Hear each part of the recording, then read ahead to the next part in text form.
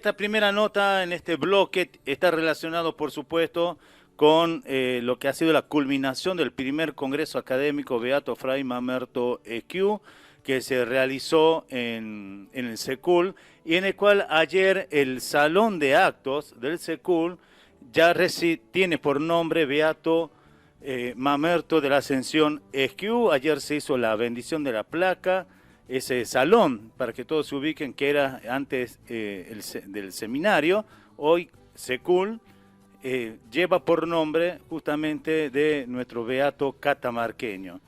Durante todo el mes se tuvo previo a la beatificación, desde agosto hasta el día de ayer, se estuvo realizando distintas conferencias sobre Esquiú desde distintas miradas, desde el aspecto filosófico, educativo, social, desde la teología, y realmente han sido temáticas muy profundas. Por eso hemos dialogado en primer lugar con el padre Eduardo Navarro, que estuvo en la comisión del área educativa, que hicieron un tratamiento sobre Esquiú, y esto es lo que compartía con nosotros. Bueno, padre, usted estuvo participando en el Congreso Académico Beato Fray Mamerto Esquiú. Coméntenos un poco qué temática estuvo abordando. Buenas, ¿cómo está? Un gusto enorme poder compartir este momento tan importante históricamente y para nuestra feligresía.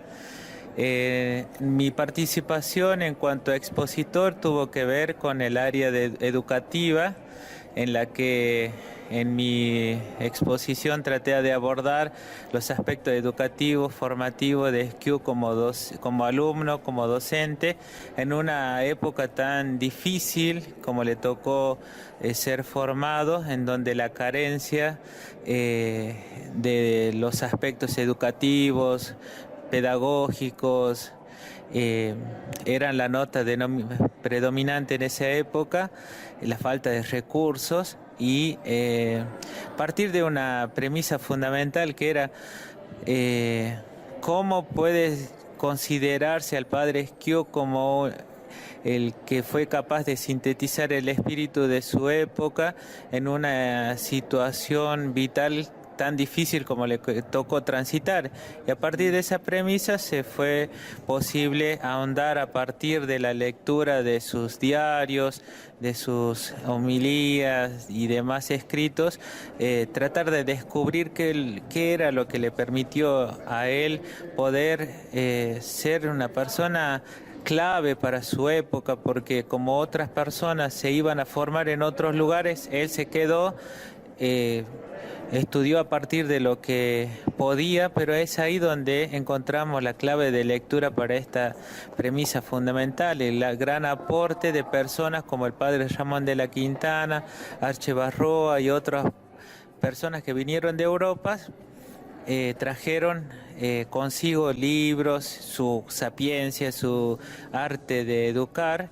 Entonces en ese momento me parecía importante destacar que esa síntesis fue posible porque convivieron el antiguo mundo, la Europa, y en la nueva tierra América, en nuestra Catamarca, en nuestra Argentina, convivieron esas dos culturas en una armonía fundamental en la persona de Esquiú. Bueno, a partir de esa armonía, poder experimentar que el vector de pregnancia es el todo, el holístico, haciendo referencia obviamente a la experiencia de Dios. Esa experiencia de Dios de Fray Mamerto, en el que él rescata la creación, ¿no? Como en un lugar de montañas, de un lugar tal vez muy desconocido en la época, Esquiú le da trascendencia a la creación. ¿Qué conocimiento hay en cómo aborda Esquiú la creación y el amor por su tierra? En primer lugar, el gran aporte para dilucidar esa pregunta es la espiritualidad franciscana.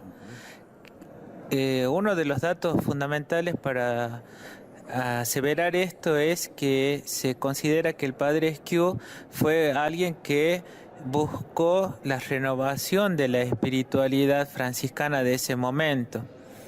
Recordemos que era una época de búsqueda de un nuevo perfil para adaptarse, para ayornarse a las nuevas épocas que estaba transitando la comunidad franciscana, y ahí es donde vemos otro punto a destacar, a mi modo de ver, de lo poco que pude estudiar, es que esa búsqueda de la renovación, esa búsqueda de ir a la esencia del Evangelio, a la esencia de la espiritualidad franciscana, es otro factor que aporta Esquiú desde acá a los cimientos que constituyen el Concilio Vaticano II, como eran los grandes movimientos bíblicos, litúrgicos y otros movimientos que fueron haciendo posible la necesidad de ese concilio con toda esa renovación.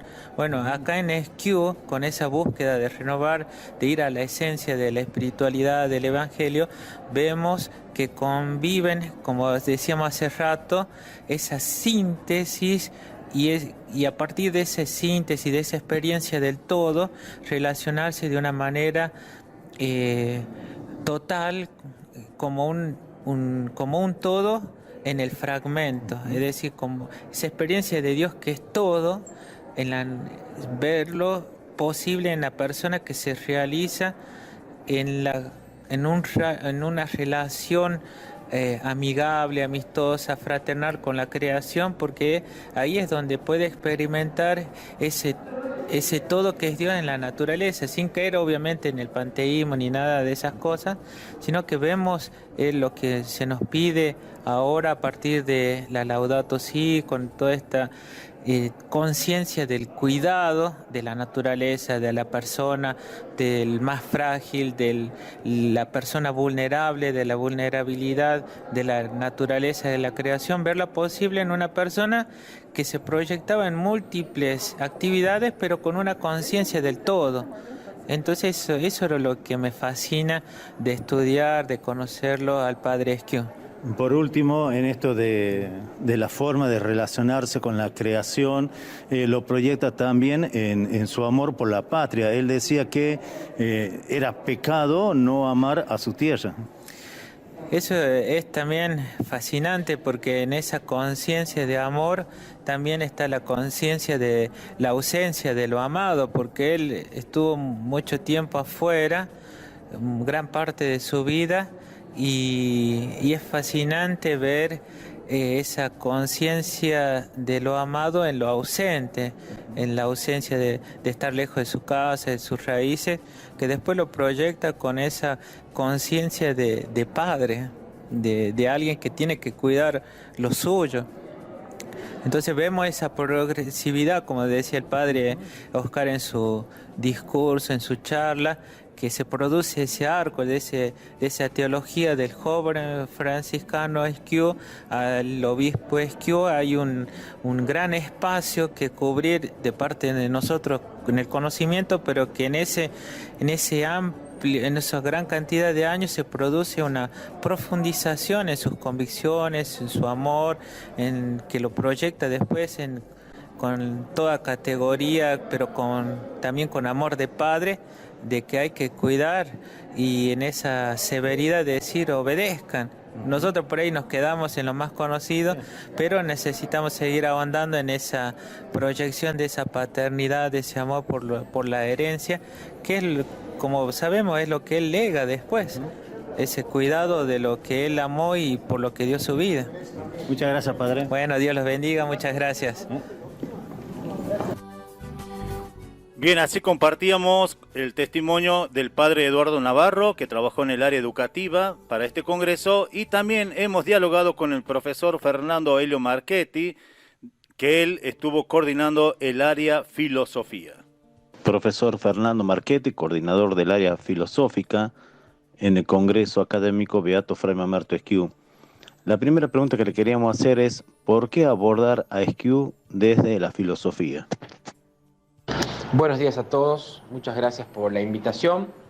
Es importante abordar el pensamiento filosófico de Fray Mamerto Esquiú. Él fue profesor de filosofía, además de teólogo por su formación en el convento de San Francisco como fraile menor. La filosofía siempre se ha preguntado o ha investigado o ha incursionado en la reflexión por los grandes temas que preocupan y ocupan al hombre en todos los tiempos, ¿no? Eso en filosofía le llamamos problemáticas perennes, que están siempre. La pregunta por el sentido del hombre, la vida, la muerte, la pregunta por qué es el mundo, la naturaleza, el cosmos, y la última pregunta es qué es o quién es Dios como principio, como fundamento, como causa de toda la realidad. Estas preguntas creemos con todos los expositores que encontramos en las obras de Fray Montesquieu, en sus discursos, en sus libros, en sus diarios personales, en sus prédicas y otras obras, importantes elementos que nos ayudan y nos invitan a pensar y nos dan claves para poder hoy dar respuestas a estas problemáticas de siempre de la filosofía, que también nos implican a nosotros en nuestros días. Si tuviéramos que hacer una analogía del pensamiento de Sciu con la realidad de hoy, ¿qué es lo que nos estaría planteando Sciu a todos los argentinos desde el pensamiento filosófico? El padre Sciu, en sus famosos sermones patrióticos, va a dar algunos elementos para responder esa pregunta. Él va a hablar que lo sublime del creador y la creación se encuentra expresado sintéticamente en el ser humano, y va a definir al ser humano como un hombre esencialmente social, ¿no? Esta idea de que el hombre lleva en sí mismo huellas del creador y en él mismo los principios para obrar rectamente, para alcanzar la felicidad, y también para compartir con los hermanos en la búsqueda del bien común. Creo que en tiempos como los que vivimos hoy día, donde un poco la sociedad ha sido sacudida por las crisis ideológicas, por la deshumanización de la economía y de ciertas prácticas políticas mundiales, por la destrucción de la casa común, de la ecología, del medio ambiente, por también prácticas de destrucción hacia los hermanos, hacia los más débiles, de desprecio hacia la pobreza, hacia los que sufren. Creo que el mensaje filosófico de Sciu hoy tiene más vigencia que nunca. La idea de que el hombre es un ser maravilloso por naturaleza, es amado por Dios, es único e irrepetible, es un ser que en sí tiene las notas de lo admirable y lo más bello de la creación, y que está hecho para vivir en comunidad, para construir espacios de paz, solidaridad y fraternidad entre los hermanos, lo que él va a llamar la amistad social. Es una invitación a la fraternidad universal. Y creo yo, especialmente poniendo atención, como decía el Papa Francisco, a los pobres y a los sufridos de nuestro tiempo. ¿Se puede descubrir en Sciu quiénes fueron los filósofos que de alguna manera lo influenciaron? Bueno, por su formación en el seminario de la Orden de Frailes Menores, la Iglesia propone una corriente de pensamiento, un paradigma de filosofía que hunde sus raíces en la filosofía clásica y en el realismo filosófico.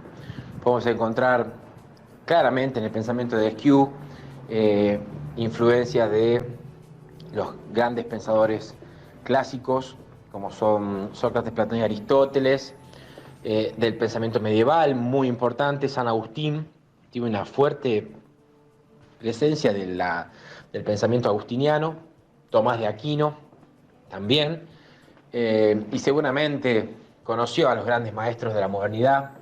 Recuerden que sus biógrafos hablan de Sciu como un hombre, una de las luminarias más importantes del siglo XIX.